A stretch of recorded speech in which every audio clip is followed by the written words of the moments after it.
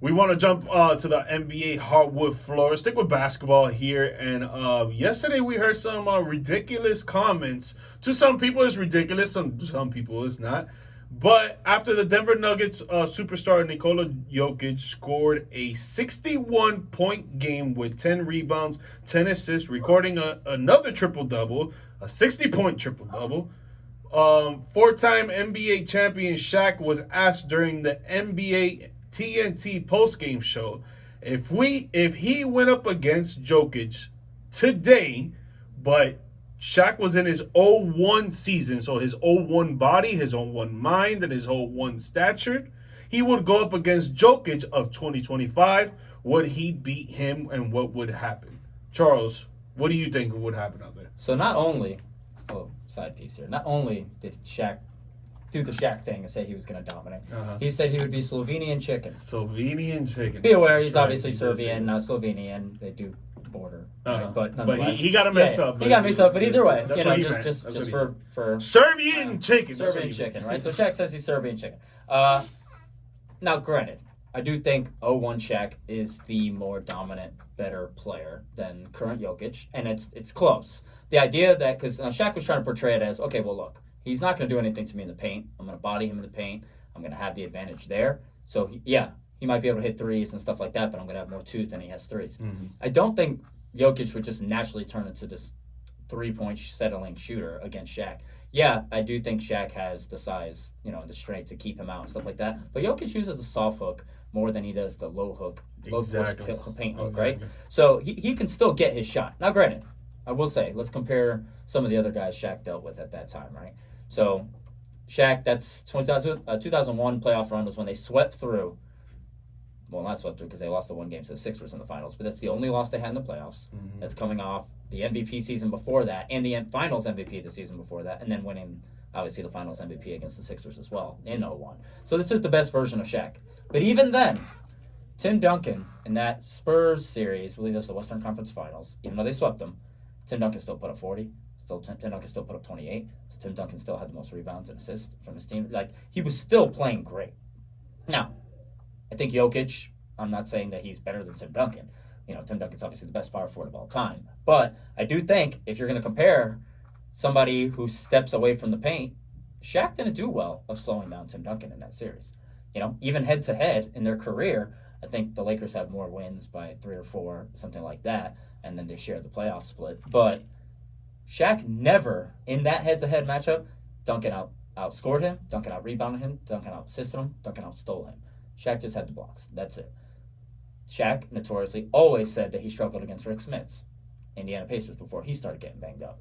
Now, I'm not saying Rick Smits is any of these guys, right? He's not even Rasheed Wallace or any of those players, power forwards. But, again, another power forward who could step out and create. Arvydas Sabonis, a lot of people like to compare him, not just because of the European thing, but a big man who could pass the ball and things like that at that time for the Blazers.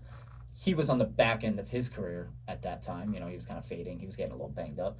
But still a great passer and still able to do stuff like that. Head-to-head, just like Yao, head-to-head, they don't really have the numbers. But I do think overall, Shaq would have his way, just like we think he would. But I think Jokic would get his too. I don't think either person would do a great job of slowing each other down. So for the most part, I understand the point. But I don't think Shaq is doing anything to keep Jokic from being Jokic. He does a lot of his work in that mid-range post, not offensively, but passing and assisting at the top of the key with the face-up game. I get Shaq. He should be confident like that because no one's stopping him. But I don't think he was stopping Jokic either. I think, so we're going off of base of NBA play. And NBA play is not one-on-one. It's 5-on-5. Sure.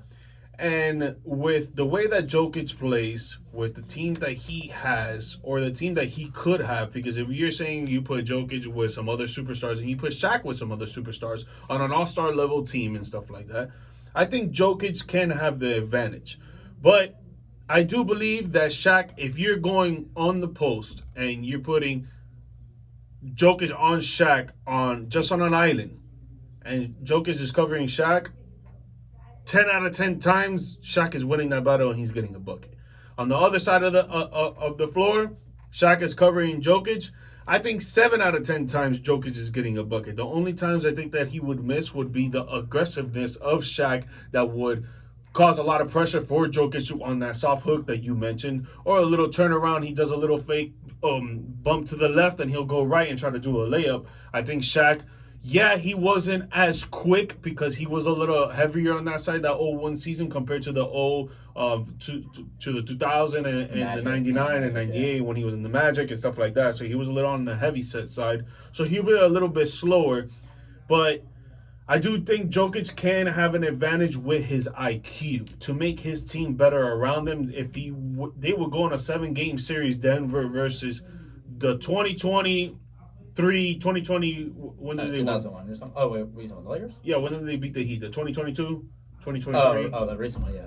Yeah. That finals team against the 2001 Lakers on a 7-game series, I think it will be tough because I think that Jokic is going to have a way better aspect for his team to win than Shaq would when it comes to playmaking, when it comes to getting teammates to get their scores up more than Shaq would, because Shaq is worrying about getting the ball to himself, and that was the whole parameter of the Lakers was getting the ball to Shaq, and if Shaq couldn't make a bucket, Kobe's out there trying to do his thing, or Rick Fox, around the circle. But yeah, I mean, if you look at that, even that playoff run, the 2001 playoff run, even that Spurs series, Kobe had like a game of 40-something, a game of 30-something, a game of 28. Derek Fisher led another game in scoring. Yep. It was never, I mean, granted, I'm giving all the credit to Shaq, right? But he didn't lead any of those Spurs games, right? I know they played the Kings well the round before that. They played the Blazers in the first round, best of 5, but they won the 3 sweep. And it's not taken away from Shaq. He always had Kobe to kind of do that. But again, like I said, when you're playing basketball and I say, okay, I got this guy. I'm not going to let him score. We're trash talking before the game. A screen is set. He switches over to somebody else, and he scores on that person. That's not on me. It's not your responsibility at that me. point. And Jokic is going to play a style of game that you can market it all you want. Shaq versus Jokic. But for when Jokic is shining, it's not Jokic versus Shaq. Jokic is on the perimeter. Jokic is setting a screen. Jokic is faking the pass, hitting somebody else with a pass. He's cutting to the basket, making one additional pass. And Shaq was a great passer himself off the post, right? But Jokic is a front-facing great passer. He's facing the opposite side of the hoop. He's not facing there. He can play back to basket and be a passer, and he can front shoot and be a good passer. So I don't like the comparison. I don't think either person would be hampered because we talk about Jokic likes to do the pump fake, do the fake hook, switch around. Even if you're just talking about not even passing, just scoring.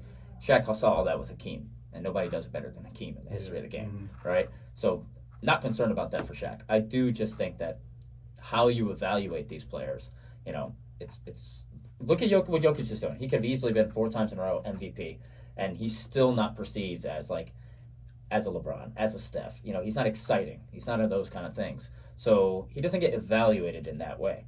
I think Jokic could play in a series against Shaq and whatever teams they happen to be on, whatever rosters it is, the 2001 roster, let's just say versus today's Nuggets.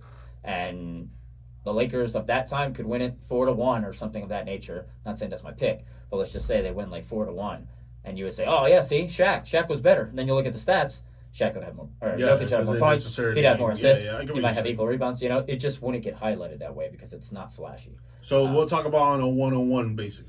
Yeah, 1-on-1 to 11. I could take Shaq all day. I take Shaq all day. It's just pure. It's just pure dominance. You put him on an island. It's Shaq is I would take Shaq over any big man in the history of the game. 100%. In that aspect. Yeah. So. And I think that's what he means. I think it's the 1-on-1 aspect. That's what he's. That's not the game. Jokic will never do 1-on-1. Jokic will never do 100% because he's too smart. He knows that he's not going to be able to dominate Shaq. Yeah, you can get other idiots, like especially when you get 2 guards yapping to fall for that, take the bait. Jokic would never take the bait. Yeah. He would rather go ride horses than prove that he's better than Shaq. Literally. So